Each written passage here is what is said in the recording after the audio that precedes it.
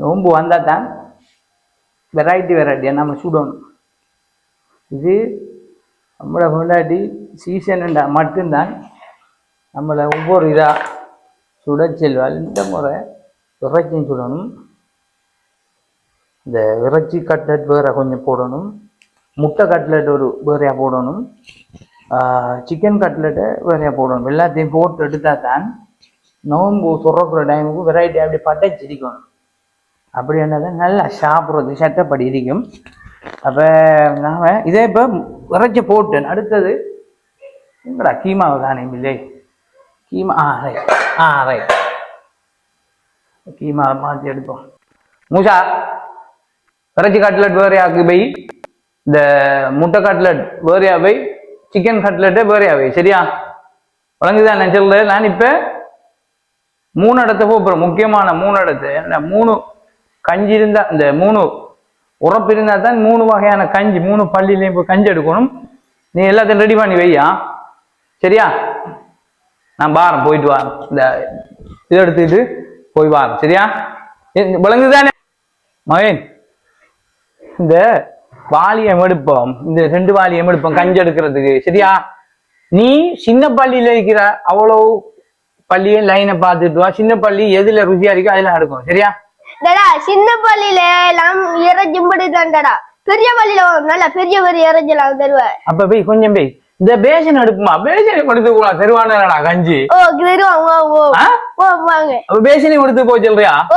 டேய் நாம நோம்பு இல்லைங்கிறத கண்டுபிடிச்சிருவான். நாம பேசனை வச்சு போட்டு வாலி 2 போவோம் பா. சரியா சரி வாலியோட தான் போறேன். பாட்டா போடு. என்ன மூசா போய் எங்கோப்ரா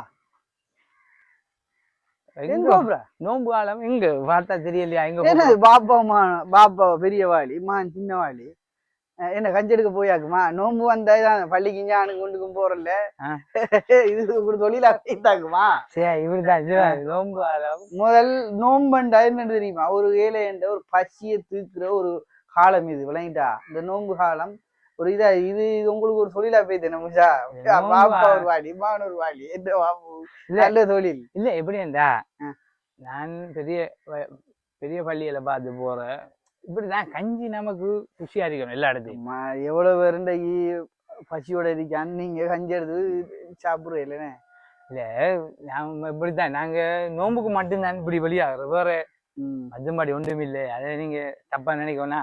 சரியா இந்த இப்ப நாங்க இப்ப ஒன்றும் இல்லை. உங்களோட காய்ச்சிக்கு நின்றா இறைச்சி கஞ்சி கொடுக்குற இடம் முடிஞ்சிடும். அது உங்களோட தொழில். நீங்க போங்க அந்த சின்ன கோழி இறைச்சி சாமம் போடுற இடத்துல நீங்க போங்க. சரியா நான் இஞ்சால இறைச்சிக்கு போறோம். சரியா 2 பேரும் நீங்க என்ன பாத்திரப்படாத, என்ன கூப்பிட்டுறேன் கூடாது. சரியா நான் பாருனா பாப்பா ஒரு பக்கம் மான் ஒரு பக்கம்.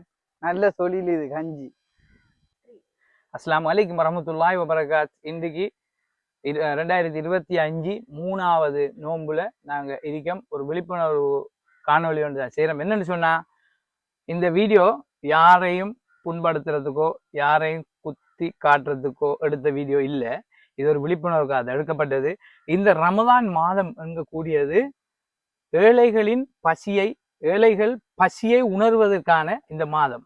இந்த மாதத்தை தவறாக யாரும் பாவிக்காதீங்க. என்னன்னு சொன்னா, இப்ப சொல்லப்பட்டது இந்த கஞ்சி வாளி வெரைட்டியா கஞ்சி ஒவ்வொரு பள்ளியிலையும் போய் எடுத்துக்கிட்டு வந்து இதை நாம குடிக்கிறது கிட்டத்தட்ட ஒரு கிளாஸ் தான். மற்றதெல்லாம் கிட்டடியும் ஒரு பயான்ல சொல்லப்பட்டிருந்தார்கள். நல்ல விஷயம். அந்த விஷயத்தை நான் விழிப்புணர்வுக்காக எடுத்திருக்கேன். என்னன்னு சொன்னா, அந்த கஞ்சிகள் எடுத்து வீட்டுல வளர்க்குற செல்லப்பிராணி மாடு பூனை நாய் இந்த மாதிரி ஆட்களுக்கு கொடுத்துக்கிட்டு இருக்காங்க. அதை இனி கோழிகளுக்கு கொடுக்காங்க. அந்த மாதிரி தவறுகளை இனி செய்யக்கூடாதுங்கிறதுக்காகத்தான் இப்படி ஒரு விழிப்புணர்வு செய்தோம். அது மட்டும் இல்ல, இப்ப இந்த கஞ்சியும் கூட இல்லாத குடும்பமும் இருக்கு. இந்த கஞ்சை கூட போய் எடுத்து 2 கிலோமீட்டர் தூரத்துல போய் எடுத்துக்கிட்டு வாரத்துக்கு கூட ஒரு வாகனம் இல்லாம அந்த கஷ்டத்தை தானே தாங்கி கொண்டு அன்றாடம் வாழ்ந்து கொண்டிருக்காங்க. அந்த மாதிரி மக்களுக்கு கண்டிப்பா நீங்க ஒரு இடைவெளி ஒன்று கொடுங்க.